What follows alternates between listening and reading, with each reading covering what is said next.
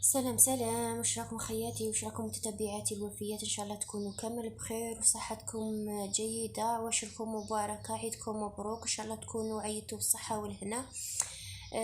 في هذا اول فيديو بعد غياب دام اكثر من 5 اشهر لاسباب صحية، راح نتكلموا عليه في الفيديوهات الجاية ان شاء الله. ان شاء الله تكونوا توحشتوني كما انا توحشتكم. وفي فيديو اليوم جبت لكم هذه الوصفة أو هذا الطبق التقليدي المعروف في جهتنا، جهة مستغالم، وبالضبط جهة سيدي الخضر وسيدي علي، راه معروف عندهم بالبزاف. هذا الطبق التقليدي نحضروه في أول أو تاني أو ثالث أيام عيد الأضحى. لما تجتمع العائلة نحضروه بشرط يكون يتحضر بكتف الخروف، واللي هو طبق تيشت المرمز بالغروطة، حنا كتف الخروف نقولوا له الغروطة. بما أنه أنا عائلتي صغيرة، حضرت غير كمية صغيرة، حوالي رطل تيشت المرمز. غسلتها مليح عدة مرات بعد حتى حسيتها تخلصت من كل هذوك الشوائب، ثم استقطرتها بيان في صفاية، ماشي في كسكس، لازم في صفاية. وبعد ما قطعت فرقت عليها الماء سخون، قيس ما تتغطى فقط، ما تزيدوهاش الماء، ما ديروش غلطتي انا، ما تزيدوهاش الماء بزاف. قيس ما تتغطى توقفوا، غطوها وخلوها تتشرب او تتنفخ بهذاك الماء السخون حوالي ربع ساعة، ثم عاودوا رجعوا لها، صفوها من ماها وفرغوها في قصعة وحليها، وعاودي غطيها وخليها تزيد تتشرب.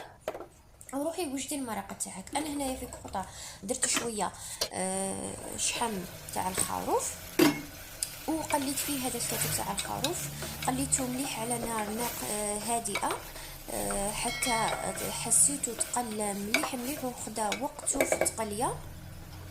وهنا البنات المقطع راهو راح لي، انا هنا كتف الخروف راني بيكيتو بقطع من الثوم باش ياخذ هذيك البنه تاع الثوم الداخل.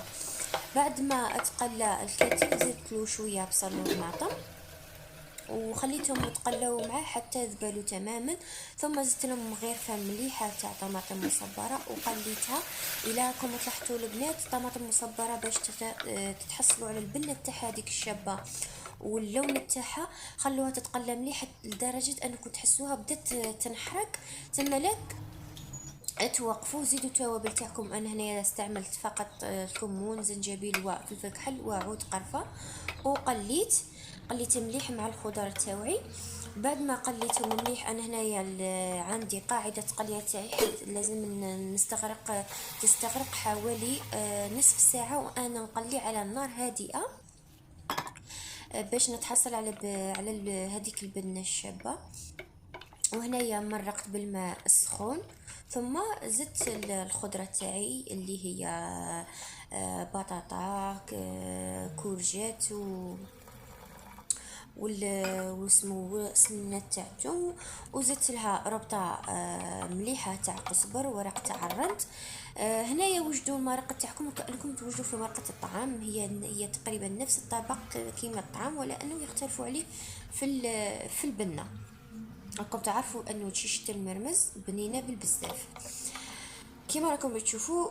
هنايا زدت الملح تاعي وراح ندير الخضر تاوعي ونغلق عليها ونخليها طيب حوالي ربع ساعة ولا 20 دقيقة، لا أكتر، لأن اللحم تاعي هنا يعني سبق وطيبته من قبل، نعرفوا أنه هذا اللحم تاع الخروف راه طيب ماهوش من اللحم العاصي. وزيد عطيته وقته في التقليه حوالي نصف ساعه، هو يتقلى على نار هادئه، يعني راه داخله الطياب، لهذا ما غاديش نطولوا في الطياب تاعو، حوالي ربع ساعه 20 دقيقه تكون كافيه ويكون واجد. وهنا يا البنات المقطع راح لي كذلك زدت الحميصه، وبعد ما غليتها بعد ما شللتها زدتها للمرق تاعي، وقلت لكم وخليت المرق تاعي يطيب على جهه، ورحت كملت تحضير الشيشه. هنا نعاود نرجع للشيشه تاعي نقاها شربت كامل ماها، ندير لها شويه زيت زيتون نحلها به ونحطها تفور على نار متوسطه التفويره الاولى. وباش تستغرقوا او تنقصوا على رواحكم الوقت وما تستغرقوش وقت كبير في تحضير هذا الطبق، كذلك وجدي غلي البيض في الماء تاع التفوار تاع الشيشه. هنا راح نحطها في الكسكاس، في الكسكاس ونحطها تفور التفويره الاولى.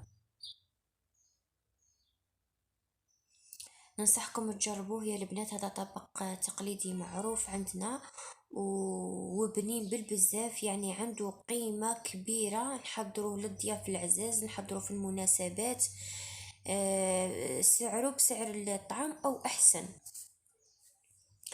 وهنايا عائلة انا ديتو على عائلة شيخي في المناسبات، والله يلحقوا يحضروا حتى 3 كيلو تيشت المرمز، بما ان العائلة كبيرة وتجتمع في هذاك النهار نحضروا كمية كبيرة.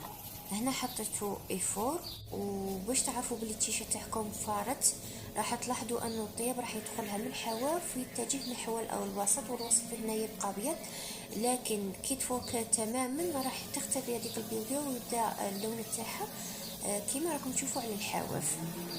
هنا تعرفوا بلي التيشيرت تاعكم راهي فارت. وهنا راكم تشوفوا المرق تاعي راه وجد، ما استغرق وقت كبير، حوالي 20 دقيقة كان واجد المرق تاعي. طفيت عليه وخليته. نروح نكمل نوجد التيشة تاعي، ثم نرجع نصفي المرقة تاعي ونقدم التيشة بالغروطة او تيشة المرمز بكتف الخروف.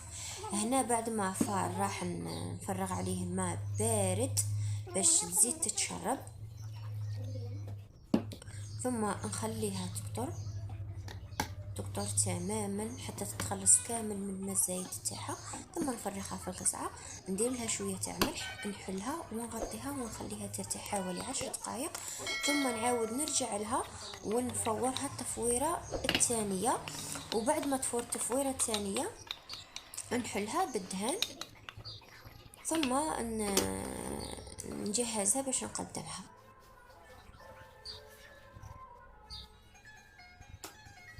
والبنات الى ما عندكم شيشة المرمز ماشي شرط، تقدروا تحضروها بشيشة الزرع البيضاء ولا بشيشة الفريك، كذلك تجي بنينه، الا انه حنا هذا الطبق معروف عندنا بالشيشة المرمز.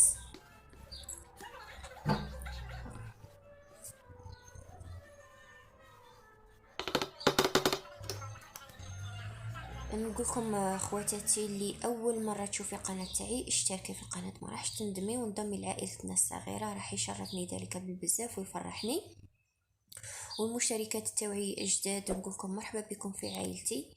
ان شاء الله تكونوا تستفادوا من فيديوهاتنا وتاخذوا ولو فكره بسيطه، وكذلك بناتنا المبتدئات ان شاء الله تكونوا اولا ان شاء الله نكونوا عند حسن الظن تاعكم وراكم تستافدوا من الفيديوهات اللي انا نقدمهم لكم.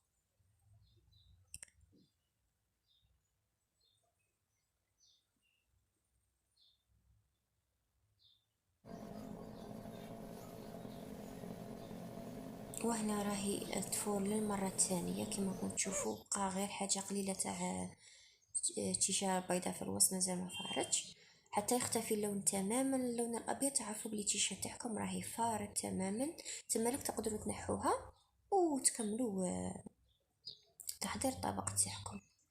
هنا راني نحل فيها بالدهان.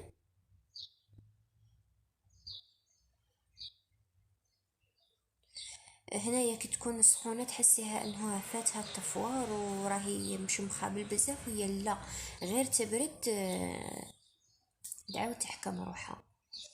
وها هو الطبق تاعنا جاهز، شهيتكم في الجنه ان شاء الله. بصحة اخواتاتي اللي رايحين يجربوا هذا الطبق وان شاء الله يعجبكم. وفي الاخير ما بقى غير نقول لكم دمتم في رعايه الله وحفظه، الى الملتقى ان شاء الله في فيديوهات جديده. سلام.